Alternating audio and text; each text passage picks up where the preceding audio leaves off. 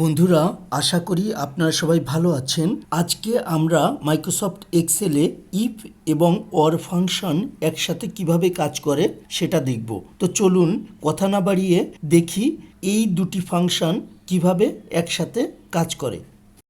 Equal to দিলাম, or double click করলাম, first condition equal to yes comma, second condition equal to yes comma, পরের condition equal to yes comma এবং সর্বশেষ condition equal to yes, bracket শেষ, enter press করলাম। বন্ধুরা, আমরা জানি অর ফাংশনের ক্ষেত্রে যে কোনো একটি কন্ডিশন ইয়েস হলেই অর ফাংশন ট্রু শো করে। চেয়ারম্যান সার্টিফিকেট এখানে নো আছে, তারপরেও কিন্তু এখানে ট্রু শো করছে। আমি যদি এখানেও নো করে দেই, দেখেন তারপরেও কিন্তু ট্রু শো করবে, কারণ আমাদের কিন্তু এনআইডি ইয়েস আছে, কোয়ালিফিকেশন সার্টিফিকেটও ইয়েস আছে।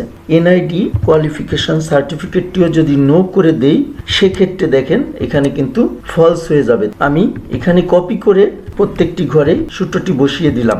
এখন আমরা দেখব অর ফাংশনের সাথে ইফ ফাংশন কিভাবে কাজ করে। এগুলিকে ডিলিট করে দিলাম।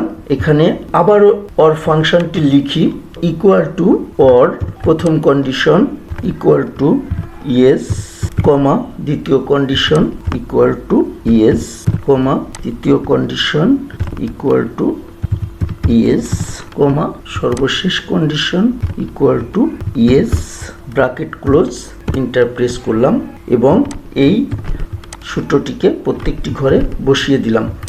আমরা জানি অর ফাংশনে যদি যে কোনো একটি কন্ডিশন ইয়েস হয় তাহলে ট্রু শো করে। সুতরাং আমাদের যদি এই চারটে ডকুমেন্টের ভিতরে যে কোনো একটি ডকুমেন্ট থাকে, তাহলে এই কোম্পানিতে কাজ করার জন্য যোগ্য অর্থাৎ এলিজেবল হবে। আর যদি কোনোটি না থাকে তাহলে সে ইনএলিজেবল হবে। আমরা যদি এই অর ফাংশনটিকে ইফ ফাংশনের ভিতরে ঢুকিয়ে দেই এবং সেখানে আমরা লজিক সেট করে এলিজেবল এবং ইনএলিজেবল কথাটি লিখতে পারবো। এখানে আমরা ইফ ফাংশন দেব, অর ফাংশনটিকে আমরা ইফ ফাংশনের ভিতরে ঢুকিয়ে দিলাম।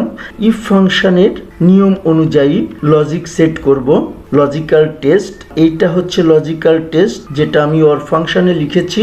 এইটা যদি ট্রু হয় তাহলে এলিজেবল হবে, আর যদি কোনোটি না থাকে তাহলে কিন্তু তুমি আমার কোম্পানির জন্য ইনএলিজেবল হবে।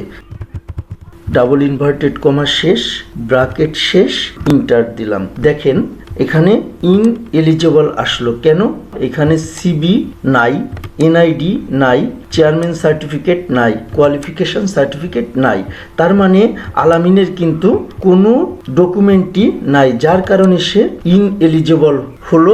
এখানে যদি তার যে কোনো একটি ডকুমেন্ট থাকতো তাহলে দেখেন সে কিন্তু এলিজিবল হয়ে যেত। প্রত্যেকটি ঘরে সূত্রগুলি বসিয়ে দিলাম।